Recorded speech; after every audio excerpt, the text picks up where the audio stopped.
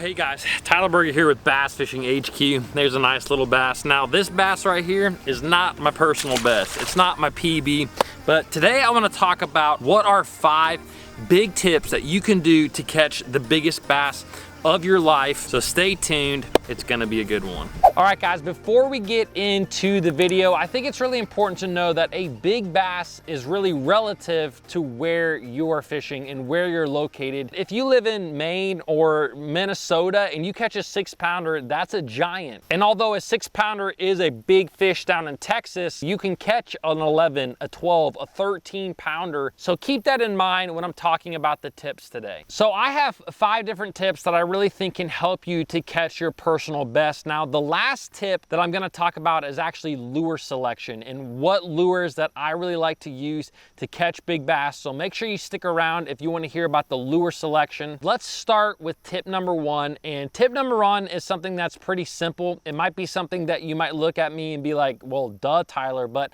I do think it needs to be repeated. And in order to catch your personal best, in order to catch a big bass, you have to fish where the big bass are. That might sound really simple, but guys, there's certain lakes where you're going to catch a bigger than average fish. You can't just catch a giant fish. You can't just catch your personal best in every body of water that you fish. So make sure you're going where the big bass are. Another thing that's really important to do is go when the big fish are biting. There's certain time frames throughout the year where you catch better than average fish. But again, depending on where you're located in the country, this could be different for you. Right now it's September, and September is not really one of the best months for you to go out and catch your personal bass, especially if you're located kind of in those central states or those southern states, the southeastern states. You know, September can be an extremely difficult time actually to go out there and go bass fishing. Now, if you live up in New York, you know, maybe upstate New York, maybe you're fishing the St. Lawrence River, this is a great time of the year to actually go out and catch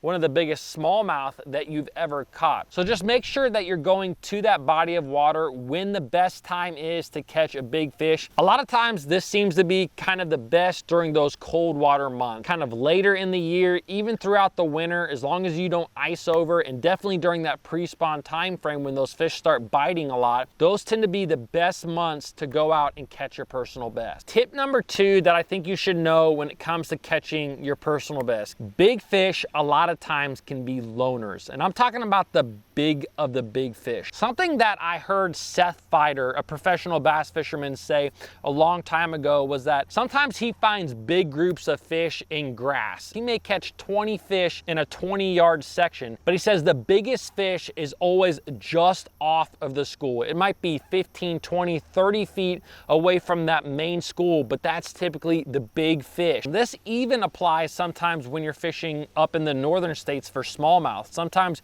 you can get on schools of 3 and 4 pounders, but in order to catch a 5 or 6 pound smallmouth, sometimes they're, you know, really shallow up on a flat all by themselves. Just remember, big fish are loners, so you're not always going to be catching a ton of fish when you catch that big one. All right guys, the third tip when it comes to catching your personal best is to remember to be stealthy. Big bass do not get big by being dumb. So it's really important as a bass fisherman that you really be as stealthy as you can when you're trying to hunt for a big fish, you know. And sometimes what this means for me is I'm going to be making extra long casts. Instead of being really close to where I think that fish is, sometimes I'm making really long casts, getting that bait as far away from me as possible, whether I'm on the shoreline or whether I'm in a boat. I'm trying to get that bait as far out as possible and try to be stealthy. I don't want that big fish to even know that I'm there. Again, big fish did not get that way by being dumb. If they sense that there's something fishy going around, or I guess maybe something human-y going around, I don't know what I'm trying to say there. If they sense something is wrong, more than likely they're gonna scatter, they're going to go away. So be very stealthy. Another thing you can do if you're fishing out of a boat, if you don't need your electronics on turn them off. Electronics, when you're out there on the water, I mean, they're making a lot of pinging noises, they're making a lot of clicking noises. Sound travels really well underwater, so make sure that you turn your electronics off if you don't need them. If you're fishing along the bank, you can visually see the targets that you're fishing. Turn everything off, try to be extremely stealthy. All right, guys, I'm gonna get to the lures that I like to throw for big bass in just a minute, but first let's talk about step number 4, and step number 4 is all about commitment. If you truly wanna go out there and catch your personal best, if you wanna go out there and catch the biggest bass of your life, you have to be committed to that one fish. And sometimes what that means is you're gonna go out there and you're not gonna catch fish at all. For instance, today,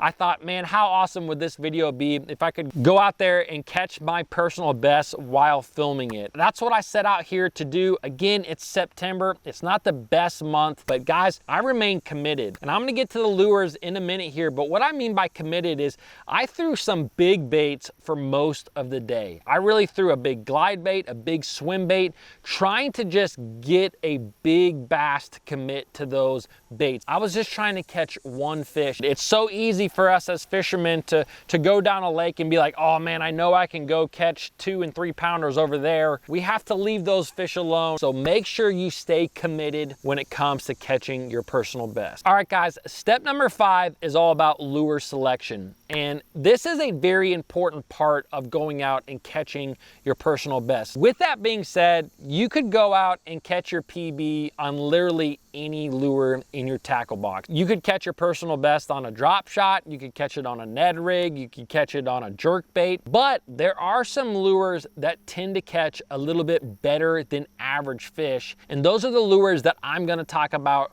right now, and the ones that I think if you throw these and you stay committed to these baits, it's really gonna help you to catch your PB. So the first lure, and this is probably one of the best big fish lures that you can fish, and that is a glide bait. A glide bait like the one that I'm holding here. This is an awesome bluegill glide bait made by Fish Lab. Glide baits are a lure that can really catch a huge fish. If you look at a lot of the guys that fish out in California, they're imitating a lot of big trout sometimes and a lot of big hitch, and they're using big swim baits. I'm talking 6, 7, 8, 10, 12-inch glide baits to go out there and hunt these monster fish. Another type of swim bait that I love to use is the soft boot tail style swim baits like the one that I'm holding here. This is a Megabass Mag Draft swim bait. Here's the thing about swim baits. Swim baits are a very conditional bait. You can't just go out there on any given day and catch them on a swim bait. You kind of have to have the right conditions in order to really catch a lot of fish on those bigger baits. So because of that, they're not always the best option for you to go out and catch your PB. A lot of times what you need to catch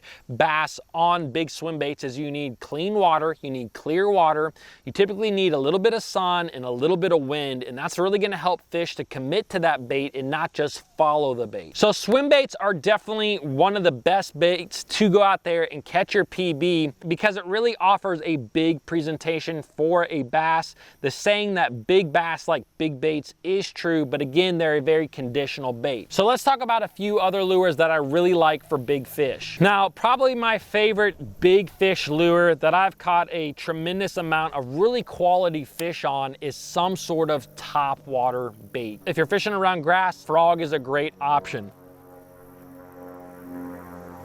Why is there always gotta be some sort of plane just flying across, making all kinds of noises? Another topwater bait that I've caught a tremendous amount of really quality fish on is some sort of walking bait, guys. There's something about a bigger sized walking bait that I think just triggers big bass, those 6, 7, 8 pounders at time. We actually saw Lee Livesey catch 43 pounds of bass or something like that on Lake Fork, all on a walking style topwater bait, catching 8 pounders and 9 pounders. Absolutely phenomenal day. A couple of the top waters that I love to throw for big fish include a buzzbait. Guys, a buzzbait is just a great lure, especially in cold water conditions. Kind of like I talked about earlier, if you're fishing during the pre-spawn, if you're fishing during late fall, a buzzbait can be a great way to catch big bass. Now, another big fish bait is an A-rig. Not everybody can fish an A-rig in tournaments, and you always have to look at your local laws laws. Some states only allow you so many swim baits on an A-rig, but guys, an A-rig is a phenomenal bait to catch big fish. All right, guys, the last but not least, this is probably one of the most consistent big fish baits that you will fish in your lifetime. It's one that really works in a number of conditions, and that's a jig, guys. The good old jig, whether it's a football jig, a flipping jig, a swim jig. A jig is just a bait that gets a big